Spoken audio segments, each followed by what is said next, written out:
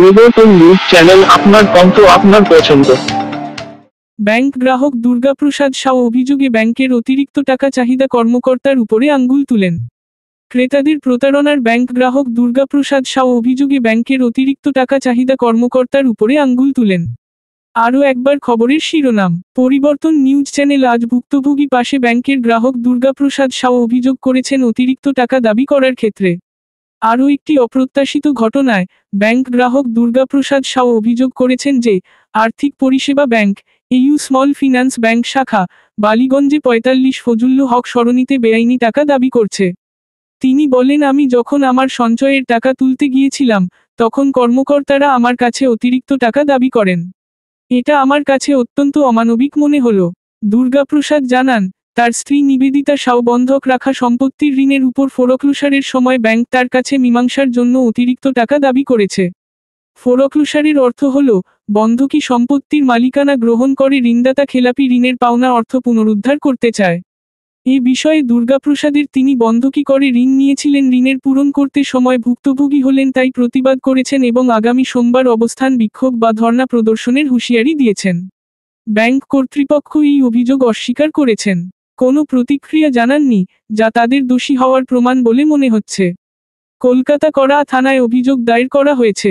দুর্গাপ্রসাদ সাউ জানিয়েছেন, তিনি ৫ই জুন ২০২৫ তারিখের পরে ২ দিনের মধ্যে মধ্যস্থতা না হওয়ার পরে প্রয়োজনীয় পদক্ষেপ নেবেন। এই আর্থিক লেনদেন ৩ কোটি টাকার মধ্যে ১ কোটি টাকার ঋণের বিপরীতে ১৯, ৭৮, ১৭, ৪০ টাকার দাবি করা হয়েছে।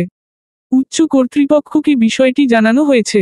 এটি একটি প্রতারণা, তবে এর প্রভাব আগামী দিনে আমাদের ব্যাংকিং ব্যবস্থার ওপর পড়তে পারে। আমরা আশা করি বিষয়টি দ্রুত সুরাহা হবে। ভিডিওটি দেখার জন্য ধন্যবাদ। আমাদের চ্যানেলটি সাবস্ক্রাইব করতে ভুলবেন না। আমাদের এই ব্যাংকের মধ্যে আজকে আমাদের পদস্থ সরকার আজকে একটা মহিলার উপরে 2 মাস ধরে এনে টর্চার করা যাচ্ছে। দাদা আপনি একটু সাইড দিন না প্লিজ। আজকে আপনাদের জানাই দাঁড়িয়ে থাকতে করতে পারবো।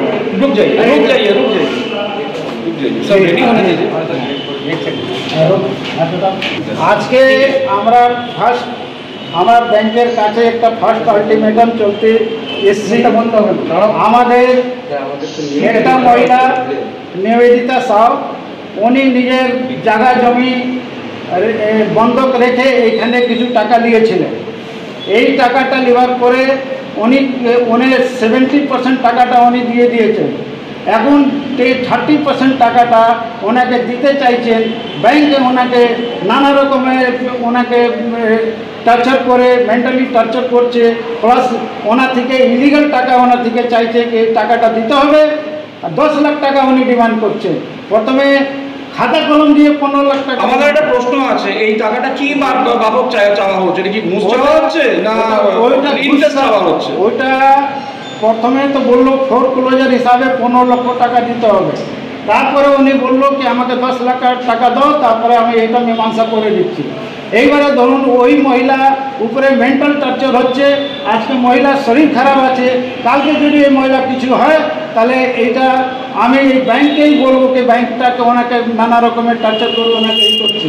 আমাদের এই টর্চার কে করছে? এটার নামটা কি আছে? এই টর্চার আমাদের EU ব্যাংক থেকে প্রথমে অনিল আগরওয়ালা ছিলেন, এখন তার জায়গায় উনি প্রদীপ্ত সরকার। আজকে এনার থেকে 15 দিন ধরে কথাবার্তা উনি বলছেন যে না কালকে আমি কাগজ NOC দিয়ে দিব, পরশু দিন দিয়ে দিব, কিন্তু ইনি দিচ্ছেন না।